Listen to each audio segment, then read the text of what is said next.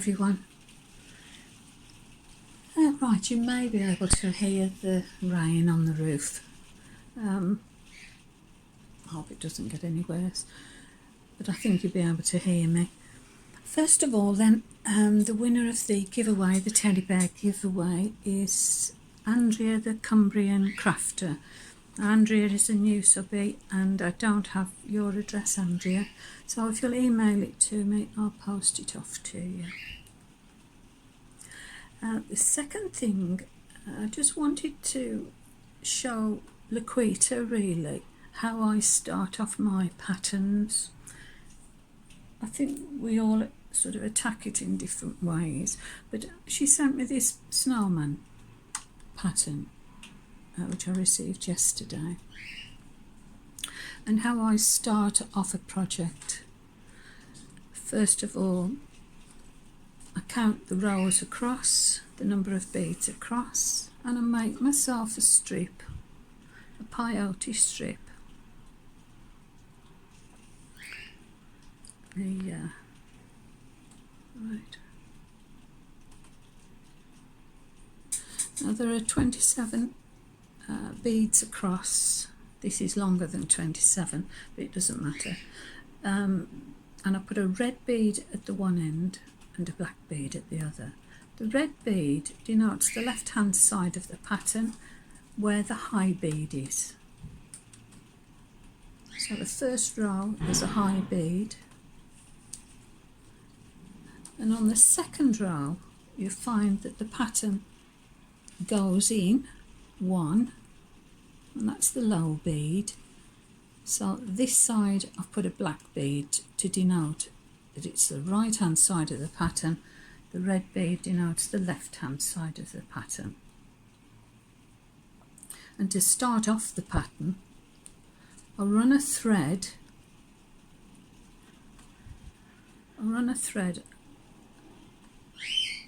along the edge, just to the top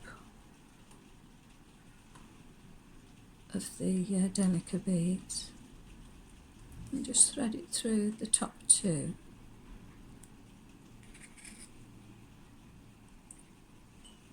And then have the needle coming out of the red bead. So there you are, you've got your red bead and you're ready to start your pattern following the lines as indicated. If you take a post-it note, a long one, if you haven't got a long one, put two short ones together and join them, and put it down on that line. So you've got red on the left, black on the right. Take a pen and mark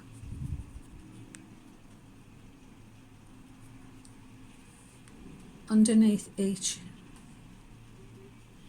bead pattern.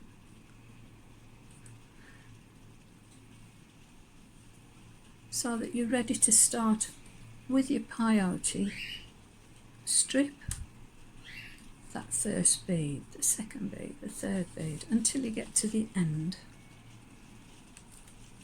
of your row. And when you get to the end of your row, all you do is move your post-it note over and line it up with the beads in that row. I can't see because I'm not looking into the camera too well.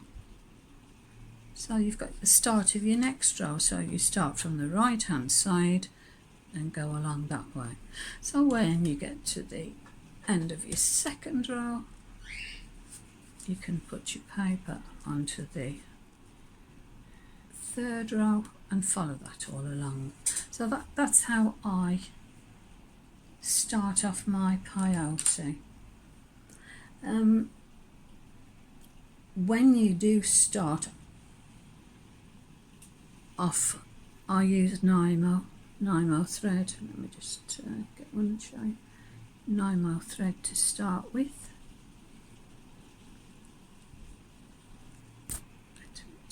come down a bit.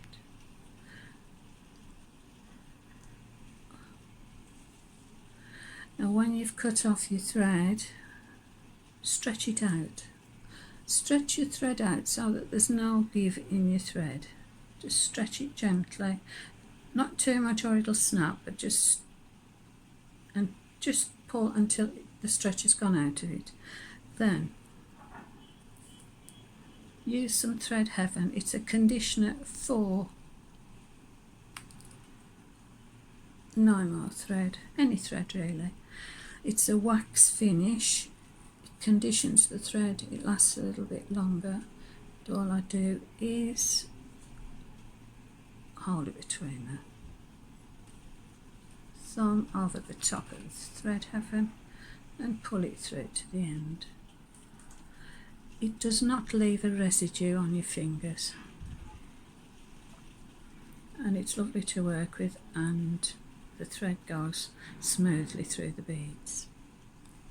I know some people who won't use wax of any description, but I find it really helpful. So that's the way I start off at Laquita with any pattern. I have got a few of these strips. I do different sizes so that I've always got a few handy to start off work with. I just thought I'd point that out. It might be helpful to you. I don't know what you do when you start off. But those are just a couple of the things that I do when I'm preparing a piece. I think I was going to finish here, but something's telling me to. You know, I like to sort of tell you things that have happened to me in the past, and I know Carla, bless her, likes to listen. But I just thought I'd mention here, because I know there are a few ladies out there who've got a few health issues at the moment.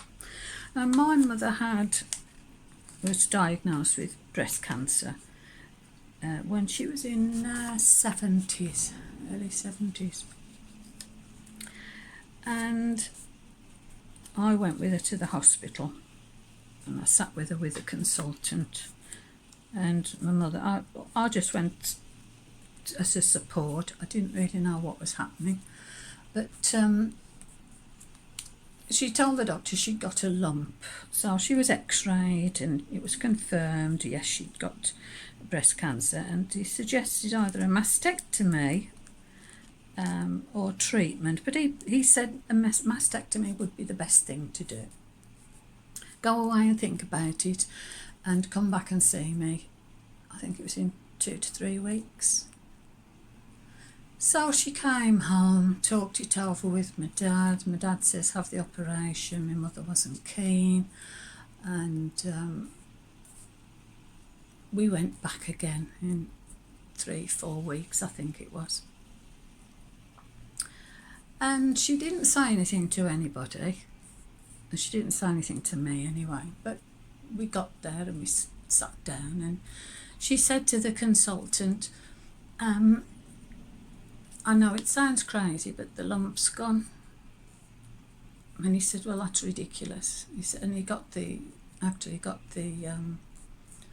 x-rays out and showed her where it was, how big it was, and she says, no, she says, I can't feel it. And he says, oh, well, it's probably, psychosomatic, it's there. But if you insist, we'll do another x-ray. So we did another x-ray and it had gone. And he was flabbergasted. My mother was quiet, she didn't say much. She just wanted him to say no. I think she was so relieved. But he said, I can't understand it. He says, I examined you. He said, we did the chest x-ray. He said, I've been doing it for years and years and years, and I'm never wrong. And he said, but it's not there. It's not there. So he said, come back in 3-4 weeks. He said, and we'll test you again for both his peace of mind and my mother's. But in the meantime, he did put her on tamoxifen tablets, which is a recognised treatment for it. And he said, I want you to take these anyway, just in case. Anyway, we went home, and I can't say we're a religious family. Like, my mum and dad didn't go to church. I went to Sunday school. I've always sort of believed. And but my father read the Bible a lot, because my father was very curious about how we got here. He went down the scientific road, and he was convinced it was all science and no such thing as God. And later in life, about this time, it must have been about this time, he changed his mind. Anyway, cut to a long story short, we got back home, and my father says, how did you get on? And Mum said, it's disappeared. And he said, I knew it would. And she says, what do you mean you knew it would? He says, well, I've been praying for you every day since you found out. He says, and I knew it would go. And she just looked a little bit surprised. They didn't talk about it. They didn't, I think it's that generation. They didn't make a big deal of it. She was just so relieved, and he was totally convinced his prayers had been answered. So there's the power of prayer for you. And all I can say is, if your prayers aren't answered, if they aren't answered, there's a reason why they're not answered. And you've got to go with that, and you've got to accept it. And I think my mother was extremely lucky. She did carry on with the tablets for quite a while. I don't know whether she carried on with them until she eventually died, sort of 10 years later. But I know she never had treatment, and she was never diagnosed with it after that. So it's a little story there for Carla and anyone else who's interested. Thank you for listening, ladies, and I need a cup of tea. I'll speak to you again soon. Bye for now. Bye.